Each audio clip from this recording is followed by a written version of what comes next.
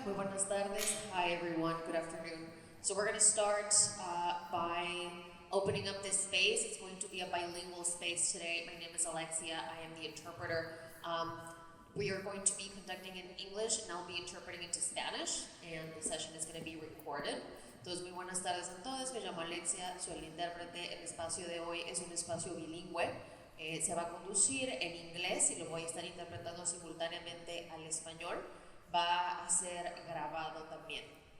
Trabajo con un marco que se llama justicia del lenguaje, que es el derecho que todas las personas tenemos de comunicarnos y de estar en espacios en nuestros idiomas, y también el reconocimiento a todos los idiomas presentes aquí en el cuarto y también a los que están todavía en resistencia y los idiomas que ya no tenemos, ya sea por colonización, el sistema carcelario de inmigración de Estados Unidos. Entonces los queremos reconocer. So I work with a framework on language justice. That's the right that we all have to be in spaces in our languages.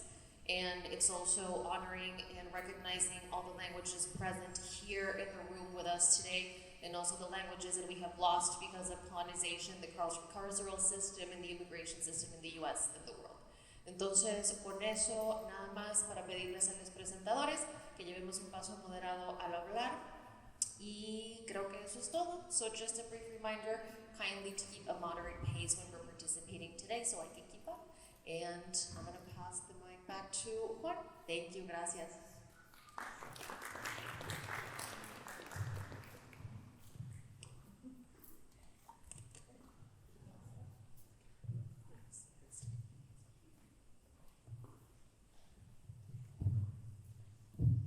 Alexia, thank you.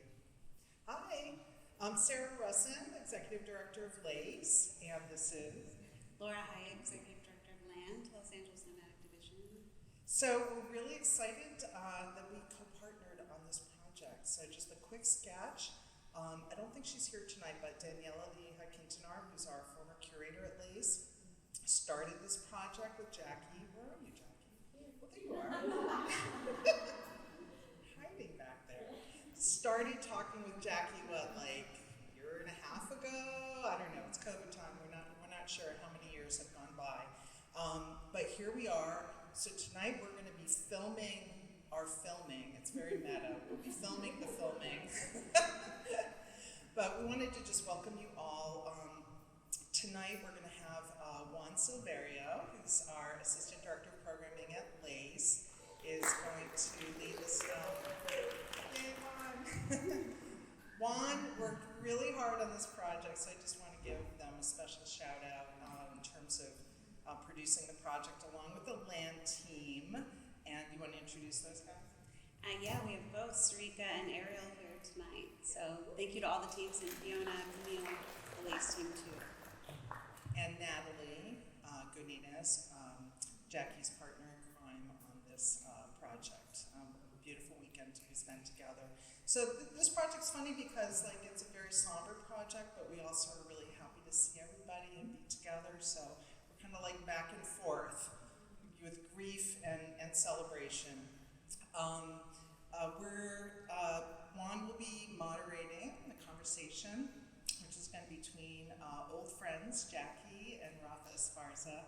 So thanks so much to both of you for doing that today.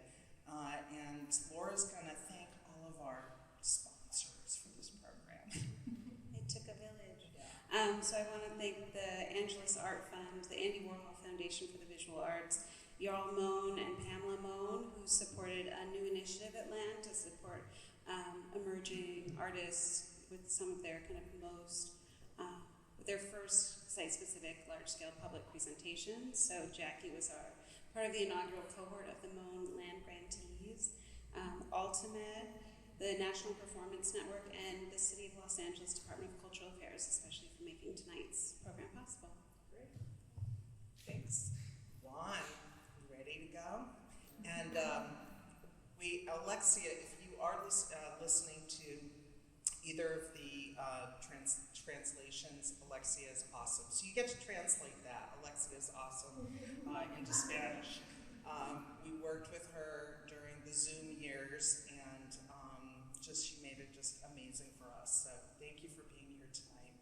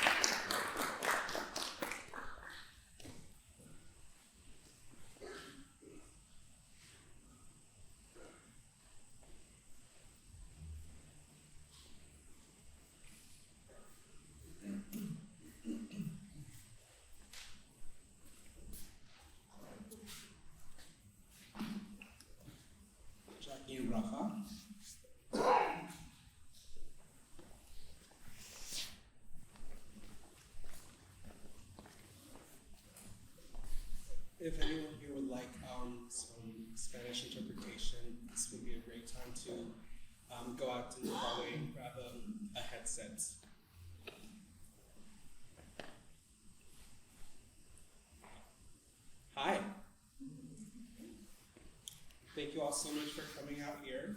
My name is Juan Silverio. I'm the Assistant Director of Programming here at LACE, and I have the biggest honor in the world of sharing space with two brilliant artists, Jacqueline, Michelle Amézquita Guzman, and the incomparable Rafa Esparza. Thank you for joining us. Wow, that was a moment. Yeah, thank you. Yeah, I'm a little nervous. It's all good. So yeah, let's get started. Jackie, tell us a little bit of how and why you made Gemidos de la Tierra.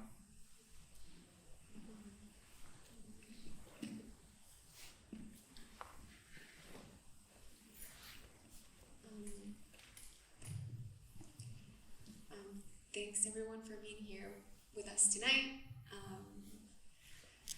A little bit about how this started. In 2018, I made a performance that it was called Huellas que Germinan. In this performance, I started thinking about like my experience crossing the border. And I started thinking about the bottle of water that I left behind when I have to run from immigration. And I started thinking of these bottles as like vessels, as bodies, and thinking about these places that I was not allowed to be before. I just started like sourcing soil every time I was finishing a bottle of water. And when I gained my my permanent residency, I started traveling outside California, and again thinking about like the spaces where I wasn't not allowed to be, and the privilege of mobility that I have now. And as I started navigating around and going to visit my family and traveling with friends across the state because they were undocumented, I just continued gathering the soil without thinking what I was going to do with the soil later. And this was in 2017. And during COVID, I wasn't able to have my studio. I was currently a student at UCLA in the MFA program. And I went back to my studio to gather all my materials, and all of that was like these bottles of soil.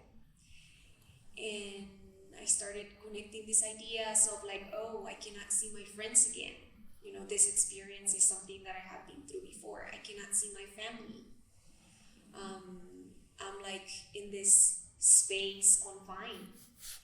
I just went back to some of the PDFs I had in my computer when I was researching. I was trying to find my family in detention centers, and I think this is when like things started clicking for me and started making this mixture of masa with soil and rain, and mixing my materials to cast the names of people who lost their lives in ICE detention centers. Rafa and Jackie, how did y'all meet, and what were your impressions of Jackie, Rafa? I think we met at a performance event the first time. I don't remember exactly which one, but I remember you introduced yourself. And then we met again a couple of other times. I think when I started to have conversations with Jackie, I was initially kind of astounded because of the type of work that Jackie does. He's like very physically demanding, exhaustive, durational performances, Jackie's tiny. I just remember just being, just very astounded by what I had only kind of like put together in my head about her work, because we had only talked about her work just before we started doing visits at UCLA. That was my impression. Did you see the development of this new body of work? I did. I think when I started coming into your studio, the panels had already been, many of them had already had the names carved into them. Many of them already had the masa soil letters installed on them. But like you said, like you've said before, it's a list that's been growing, and so I see the work as in flux still and constantly evolving. And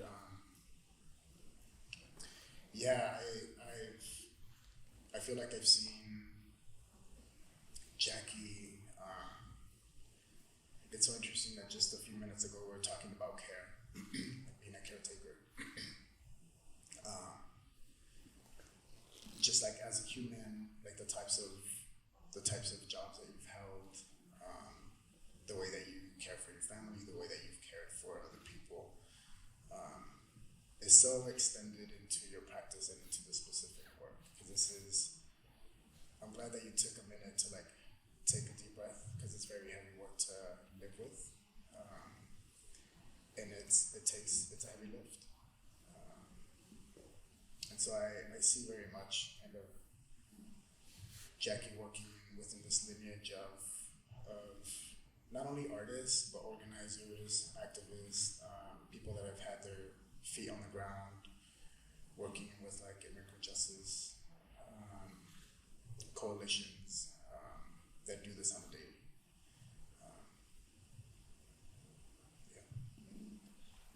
Jackie, tell us about how the vision for a multi-site public roving performance, or the caravan, how did that vision come? When did you think of that?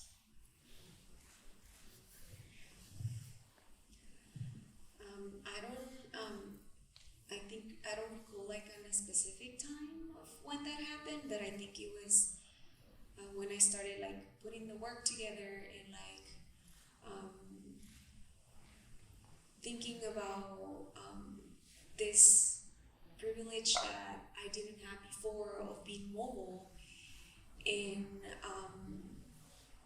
how I could also tap on like this institutionals that incarcerate people that are like around Los Angeles, that are close to us, that we walk or go by our everyday lives, and also kind of also the opposite of like these organizations that help immigrants integrating themselves into the US and helping them with resources, and how this also comes from the personal level, where we can be part of.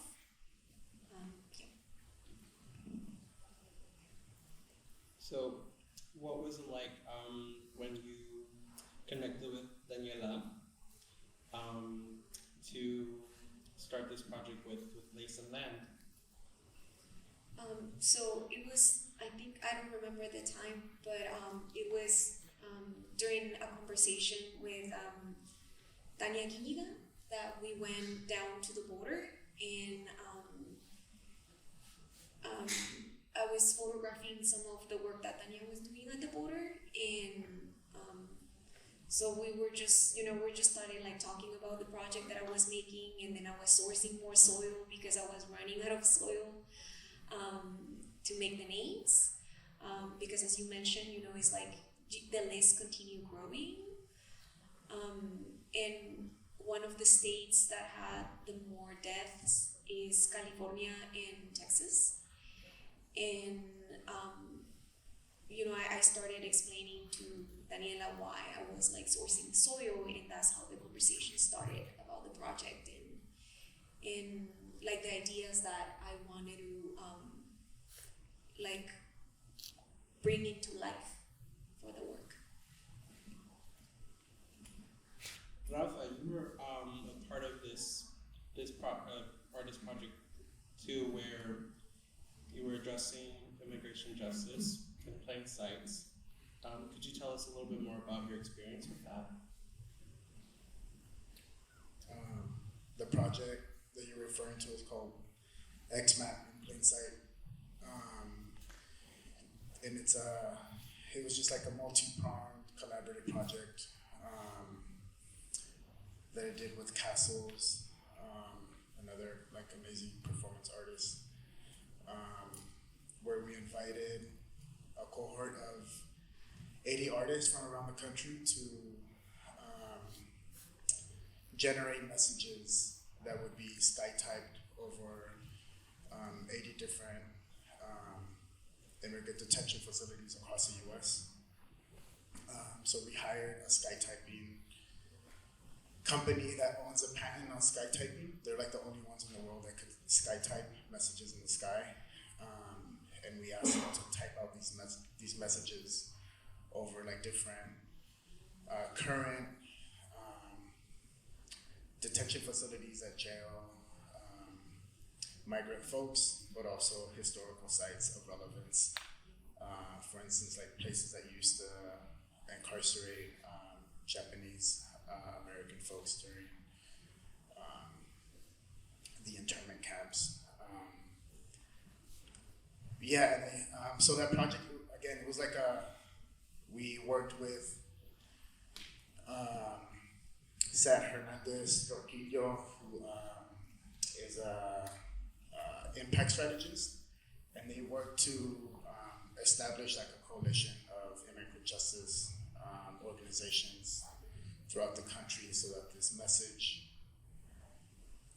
I've been thinking about like kind of like some overlaps, some parallels, and obviously like some differences in the works, because it's the message in the sky could last maybe 30 seconds, but it's a huge message. Like each letter is like the size of the Empire State Building, and so you can see it from like 20 miles out. But if it's a windy day, the sky could blow out the message. Like who gets to see it? How to mobilize people to get to see these messages? Who's the audience for the work? There's so many questions that we're kind of like asking ourselves. But working with with this team, we're able to kind of collaborate with different organizations that were already kind of like assisting a lot of hunger strikes that were happening in these jails. Let's just call them what they are. They're jails. They're not detention centers. So that the messages in the sky could have resonance in the ground. So at this we started to think of it as like a massive scale kind of like ad campaign, and kind of like hijacking it to write these poetic messages in the sky, but have it be like of some kind of utility to organizations to be able to kind of funnel support into their calls to action. So this big kind of like grandiose kind of like performance in the sky, harnessing that to try to funnel resources and support to organizations that have been kind of like working on this for decades.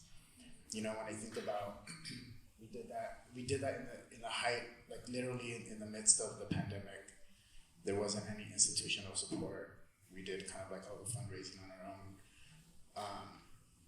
But there was like this moment like in 2020 where everything was kind of like falling apart, and it seemed like there was like this moment where like things could shift in the midst of all of the destruction. There was like a glimmer of hope. And I remember thinking of like, that's what this feels like these messages and how quickly they're fleeting. It was just such such a palpable kind of like metaphor for what was going on. You know, but when I'm looking at the video and having been there the first day when we were driving around the city, there's like such a weight to the material and like a presence that's not fleeting. It's the opposite, actually. You could hold it, you could see it. And I remember seeing moments where the trucks would kind of like be making a turn, and you could see like the list of names, and thinking to myself like, oh my God, I hope they don't like fall apart. You know, kind of like experiences like care that I didn't think I would have for like an object. And also just kind of like thinking of like the neighborhoods that the different neighborhoods that we were driving through and seeing like the different people that were getting to experience this caravan, right? That was so just like keenly also put together and organized in terms of like the floral arrangements, the attention to like these like funerary kind of like symbols, and who like tapped into that, and who that was legible for, and who like maybe looked and turned because they'd never seen like this amount of trucks carrying all of these names. But then the people that I remember like driving down, I think it was 7th Street. We were in MacArthur Park, and every time that we stopped, everyone would stop and look, and they knew exactly what it was. And there was a power to that. I didn't get to see like when we were like riding in the sky. I was in the first set of planes, and I didn't get to see. I was like there in the sky. I couldn't see like people's reactions and people like seeing what was happening on the ground. But it was powerful to see people witness what y'all were doing. I don't know, I went off on a tangent, but it was making me think about a lot of things that I was like watching this and having spent some time working within plain sight. I'm curious, like, how were you, if I can ask a question, how were you thinking about audiences, and how are you thinking of the different neighborhoods that these names would eventually be kind of like carried through? Thinking about audience, that's a tough ground for me. Okay, this is better. Because I'm in this space where I want to tap into different audiences, like where like my family can understand the work that I'm making, that other people that have no access to understanding of what art is can connect into the work, and by like the use of materials, and also connecting to the stories, and when they hear also like, oh, it's soil from the border, or this is masa, and reading some of my narratives and the work that I have made previously, this work, it has helped other communities that haven't had access to art to understand and be part of the work. And then for this specific performance, I was thinking also about the work performance, thinking about audiences as witnesses. Like I'm not just like people not just being part of an audience where I'm just looking at the work, where I'm also witnessing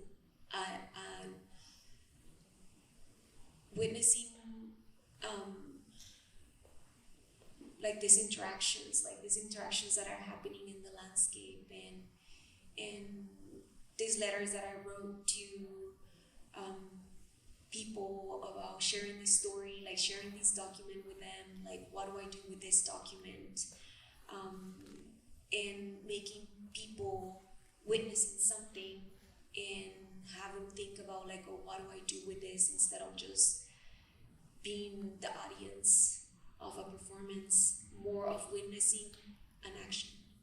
I felt that. I feel like I'll just project, so we don't have to play like back and forth. I felt that. I think the minute that I was riding in a car with my tocayo Rafa and DTLA and Noel Olivas, and I remember we were talking, and then we were reminded that there was like an audio that we should be listening to when we're in the car. And so immediately it felt like we were like a different audience, actually, like a very select like audience to this other aspect of the work, right? And in that moment, we were like listening to your voice, listening to you talk about your journey through so many things that relate to this project, but then also like a playlist, audio recordings of other people speaking to the subject that we were kind of like engaging with through the caravan. And there is this like moment where you're no longer an audience, you're like also performing now, right? And so that opportunity to kind of like switch from being like a passive viewer to being like an active like community member, by merely just like listening to the sounds that you had curated for us to listen to like on the radio in the car, but also I think what amplifies, I feel like that very kind of like quiet call to action is just understanding like who these people are, like who these names are, like why are these names like on these walls, right? Like what's happening to folks that are being incarcerated in these jails that are not caring for people at all. And so it's like a very it's a very layered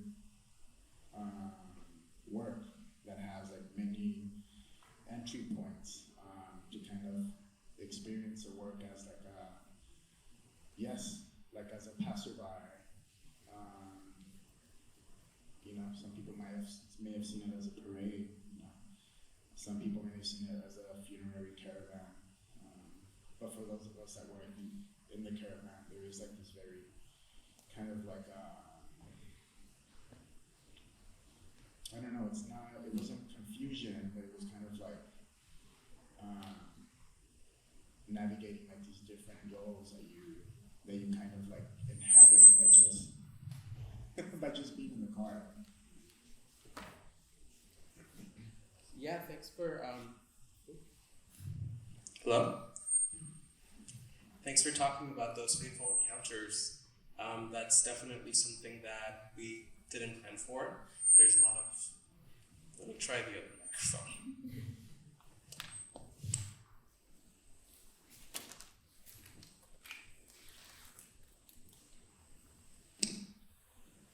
Those fateful encounters were definitely not something we planned for, but they were really beautiful surprises of how people, both, people who were driving along the roads with us, and then people who were just out walking by, witnessing us, cruising by, was something was a really powerful experience. And there were times where, we did have stops, we did have little bio breaks in between, which is really important. And for a few minutes, we talked to strangers and talked to them a little bit about the project, what we were doing, why, and it resonated a lot with them. And there were a lot of exchanges of gratitude and feeling seen by the work and by the movement. And I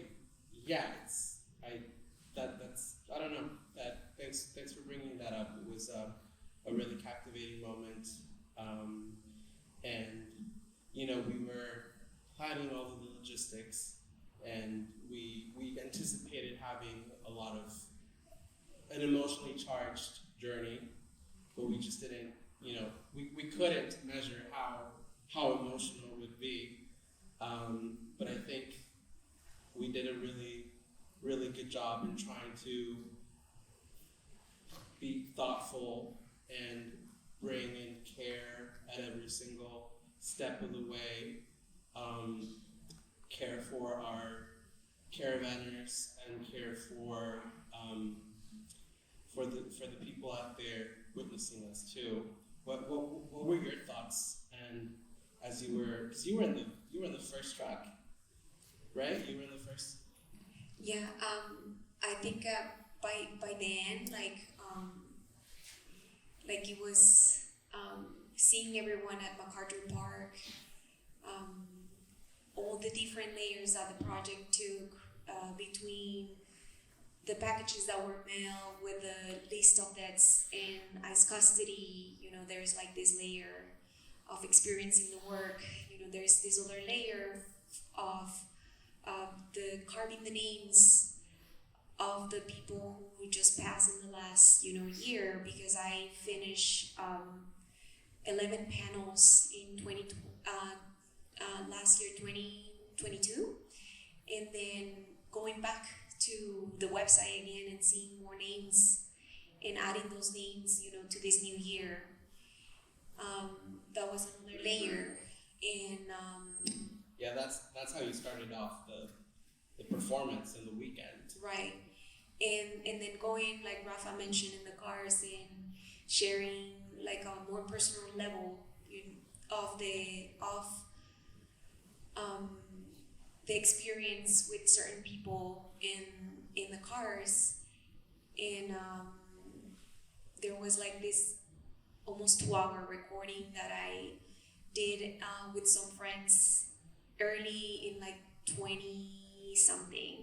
I was like, okay, if I'm gonna talk about my experience, I'm gonna record myself, and so this way I can just go back, or I don't know for what I'm gonna use it. I'm gonna use this later on, and then this other layer of like the people who witnessed that didn't know what was the work about and what they were like seeing and having the reactions about the work. And then the last day, like seeing everyone at MacArthur Park, and like feeling like, oh wait, like this is like communal grieving, and I felt that it was like, oh, I'm not the only one right now. Like there's more people aware of this and holding the weight with me. MacArthur Park is such a central site for the immigrant community and Central American communities. So it made perfect sense why we wanted to activate the park with this project. But could you share with us, if there was any other personal reasons why MacArthur Park was the perfect place to wrap things up? I think MacArthur Park is like a place where a lot of like Central American and immigrant communities like get together in the park and celebrate. But it's also a park where people find home. Like it's also a place where people spend the night. And this place was very special. Well, I don't know if special, but like significant, I think is the word for me, because when I was a child, I remember my mom sharing with me that she had to sleep in MacArthur Park when she arrived because she didn't have where to go. So it was tying all these spaces to experiences, like immigrant experiences, and tying these places to other people in my community, and bringing this other awareness of what these places mean for people that are own house.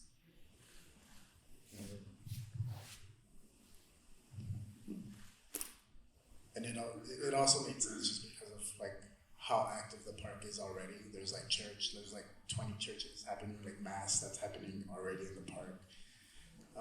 And so it felt just also like your church, like our church, like this, creating this like really Yes. beautiful moment of like, communal grieving and having Dorian Wood there. It fit perfectly into like the ecosystem of MacArthur Park. I have a question for the both of y'all. Like, I love that you brought up Rafa earlier, thinking about Jackie's work aligning with social engagement and immigrant justice, and being on the ground doing the work.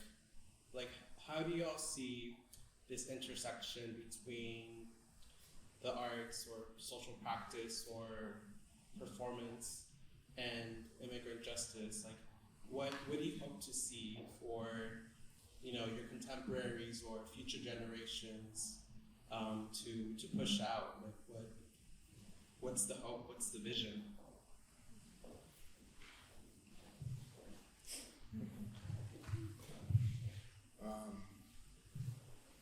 I don't know. I feel like artists' job is to make art, but I hope that like the many examples that we see of like artists working and having like a multidisciplinary approach to their process and being open to collaborating with like folks outside of the field.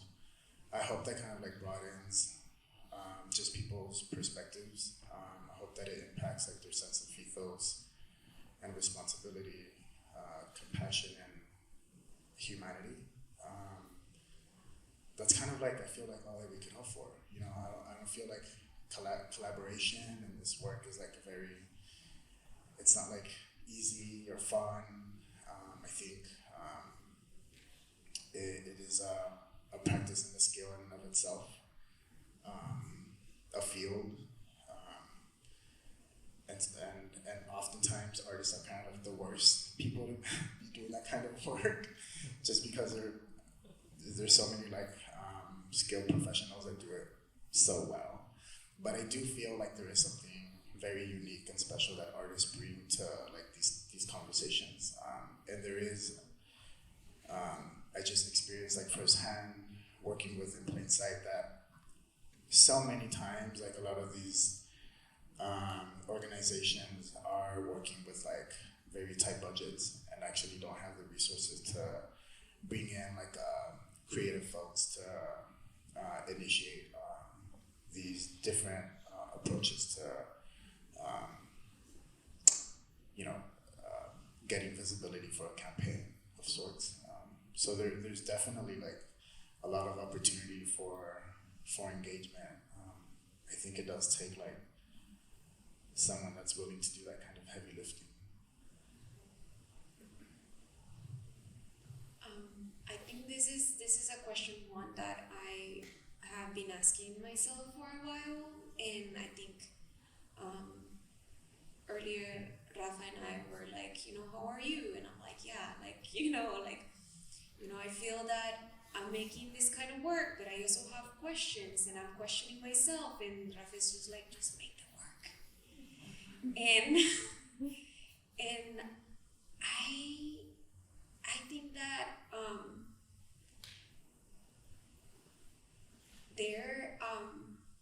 I just want to make the work, and then the work and the process is gonna show me where to go next, and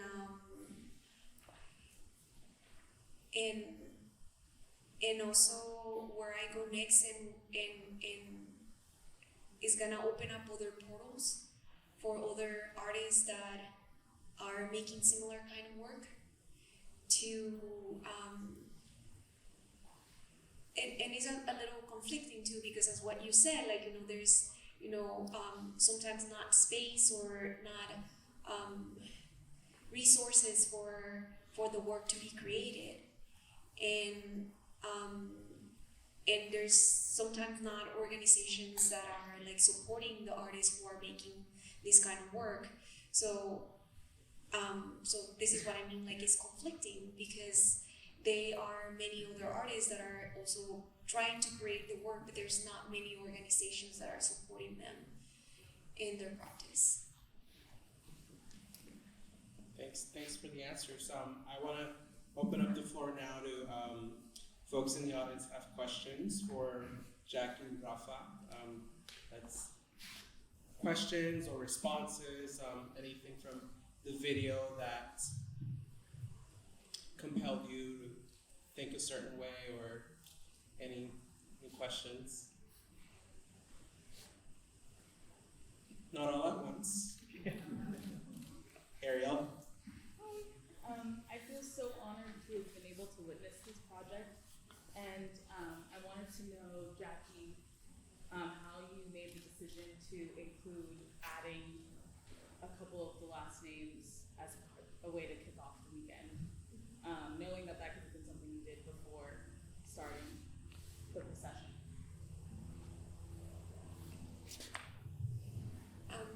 I not intended, to add the names. For me, it's like it was okay. So I added this list from 2003 to 2022, but then this is something that is continue happening, and going back to this website, and then this website is very dry. It's just the name, and there's no information, and a lot of the information that they were providing to the public before, that it was easier to have access, is not part of that anymore. And then this was like one of the last decisions that I made about starting with the names at the Geffen. After like all the permits and things started like being put together, and connecting all the pieces, and like my intentions in the work, and asking also the question of like, when is this gonna end?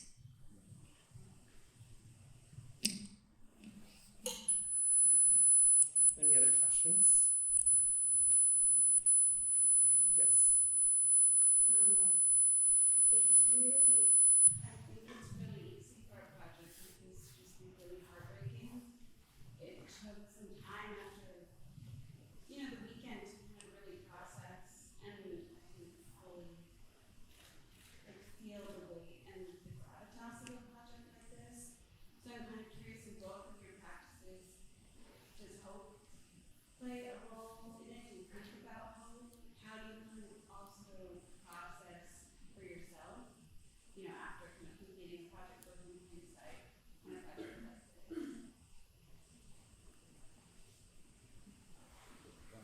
Yeah, sure. I think I have asked other artists that have worked with endurance performance and heavy work about how they care for themselves after something this big, and I show a lot of care in the making of the work, and I still figuring out how to care for myself after this. Performances that are like heavy, and I don't think I have figured out something that really works for me than just processing and spending time by myself or with friends and caring for my body and eating 3 meals a day and doing like the normal thing that I should be caring for myself. Also, I've been giving myself the gift of being in therapy for the last 5 years, and being able to process and sit with my feelings with understanding, and just being alone and journaling and figuring out what is this for me. And I think in different times you know, I might not remember, like my memory might not remember, but my body does. And just allowing other people to be around me too during those moments, you know, because I'm also like, I hibernate, like I isolate myself. But I think it's something that I'm like still figuring it out. It has been different at times. This time I decided to just like log out from social media for a week, go and visit my family, and then my body feels safe. And then it was just crying, like, you know, seeing like my brother and his wife and the kids and my grandma, and like, hey, like we're safe, but my body still doesn't feel safe. So it's a struggle. There's still no, I don't think I have like find like a formula of what it was, what it is, and what will be later.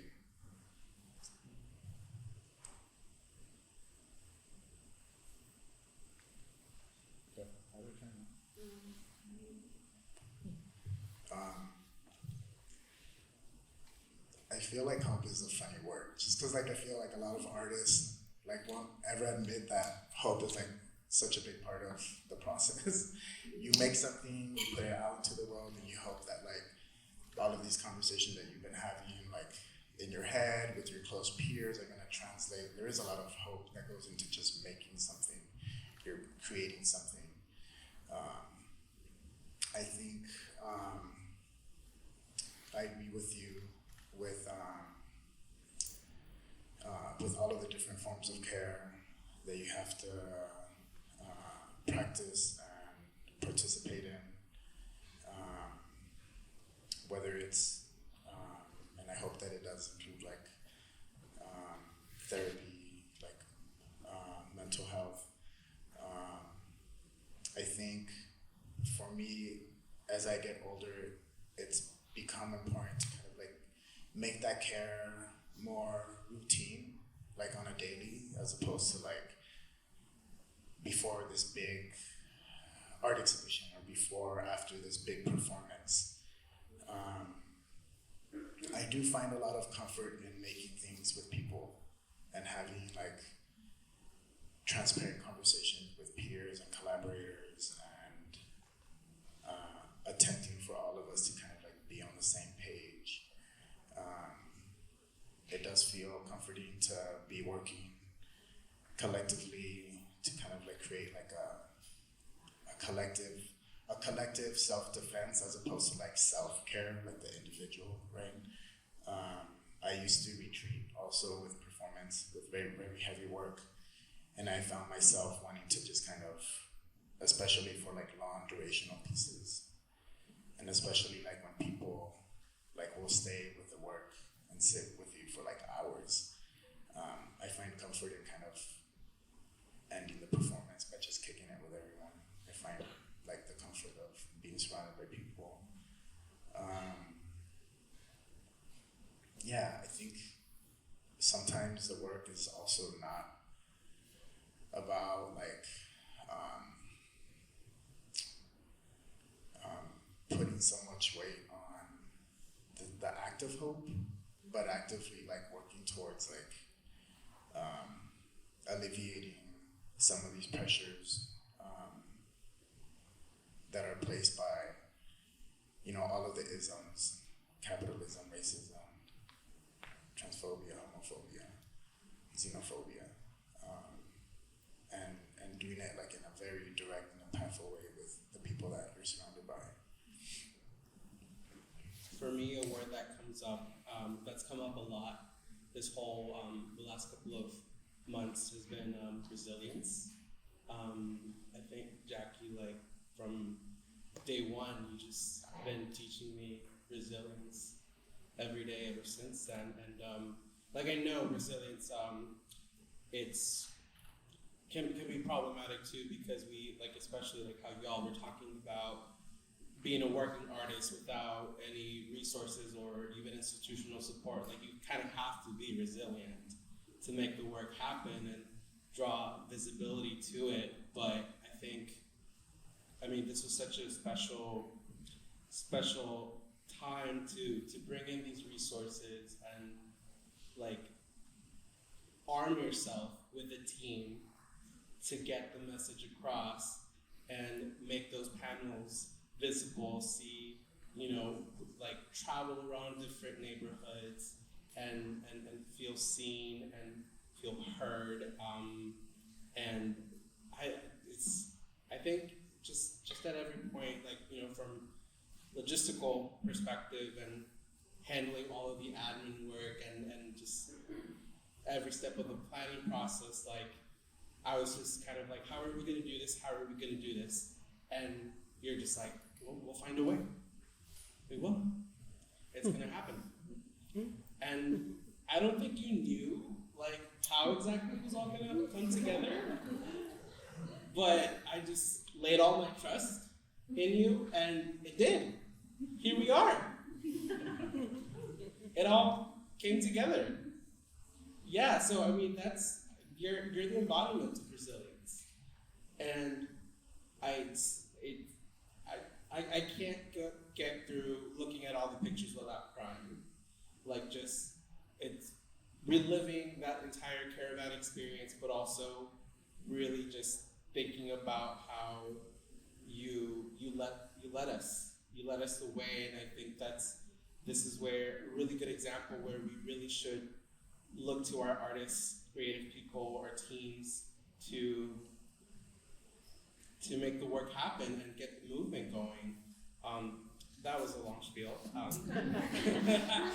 One more question over here, Maria. Hi everyone. I love listening to you both talk about this work. In both of your projects, you guys really point to spaces that are invisible to your community, and you make them visible. How do you think that changes the viewers' way they witness space or navigate these places within the city, or like Rafa, with your work in the sky, like you're pointing to different spaces within the city? How do you think that changes our view of these spaces, our view of these neighborhoods, our way to move and navigate through them? Or maybe what is the desire, kind of like the long run? I think for In Plain Sight, there was such a strong effort made to really educate people. I mean, the title alone just kind of describes really kind of the impetus for the work, is that a lot of these places are like in our own backyards, and we don't know that. I think also because these sites of incarceration, because they are detaining migrant immigrant folk, when people think about immigration, they immediately relegate it to a geography that's situated along a national border, right? The problem with that thinking is that these places actually exist in every state, in the country. And so we had a website where we kind of mapped out all of the current sites of incarceration that are active. We wanted to create an educational resource that can kind of intersect or be integrated as part of this project, just to bring awareness. I feel like there's so many intentions with the work, but I think that was a very strong one that we spent a lot of time kind of building. I think that for Gemidos de la Tierra, one of my intention, it was memorializing, bringing back, allowing these people to be part of the landscape where they were not allowed to be. Each name was casted with soil from the state where they pass, and so that was the intention at the beginning with the thinking of making this work.